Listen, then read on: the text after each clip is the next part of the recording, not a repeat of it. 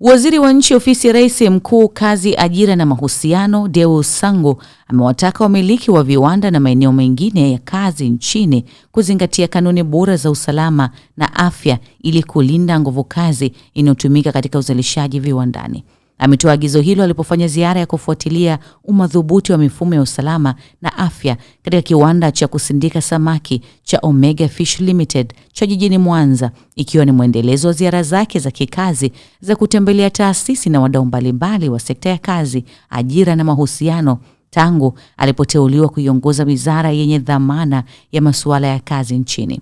Waziri Sangu amesema ni jukumu la serikali kuhakikisha kwamba nguvu kazi ya nchi inayotumika kutimiza malengo yake, hususan utekelezaji wa dira ya taifa ya mwaka 2050 inalindwa kikamilifu, na hivyo amemwelekeza wakala wa usalama na afya mahali pa kazi OSHA kuwa karibu na kushirikiana na wawekezaji katika kusimika mifumo madhubuti ya usalama na afya mahali pa kazi. Niendelee kutoa wito pia kwa wamiliki wengine wa viwanda hivi na wamiliki wote katika sekta binafsi, na hili jambo nimelisema mwezi wa 12 kwamba tutakuwa na operation kabambe.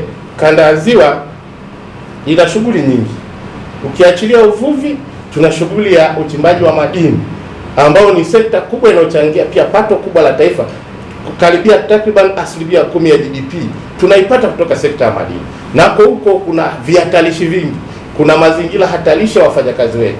Tutapita kufanya ukaguzi na nitoe maelekezo kwako mtendaji mkuu wa OSHA kwa eneo lako la usalama na afya mahala pa kazi.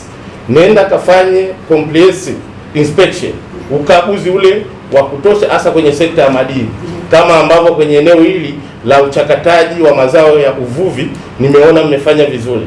Nitaenda pia huko kwenye sekta ya madini tuone, kwa sababu kuna baadhi ya migodi ikianzishwa huko Vugu haifati taratibu au kanuni za usalama na afya mahala pa kazi, tayari zinahatarisha afya za nguvu kazi ya taifa hili. Na jukumu letu kama serikali ni kulinda nguvu kazi, ili hii nguvu kazi tunavyoanza kutekeleza dira hii ya maendeleo ya taifa kwa miaka 25 ijayo iweze kutusaidia kulitoa pato hili la taifa kutoka dola za Kimarekani bilioni 85 ifikie ile trilioni 1.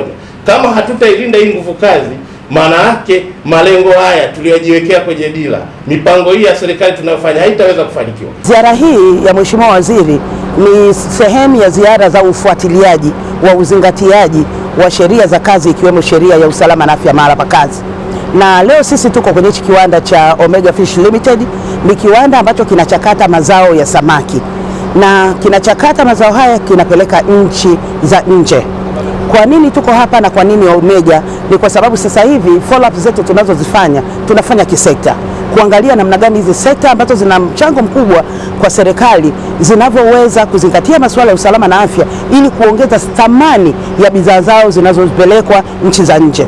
Tutaendelea kisekta katika maeneo mengine kama mlivyomsikia Mheshimiwa Waziri alivyosema kwamba tuko kanda ya Ziwa, tutaenda kwenye migodi kuangalia uzingatiaji wa sheria, lakini tutakwenda maeneo ya viwandani kuangalia uzingatiaji wa sheria, viwanda vya chuma, viwanda vya simenti, viwanda vyote, ili kuhakikisha kwamba Watanzania na nguvu kazi iliyoko kule inakuwa iko salama. Tumepata matumaini kwamba hali inaweza ikabadilika na tukarudi angalau katika hali kama tulivyokuwa mwanzo, kwa sababu yote ambayo changamoto zetu zote tumemweleza na amesema amezichukua, anaenda kuzifanyia kazi. Kwa hiyo tuna matumaini makubwa ya mabadiliko.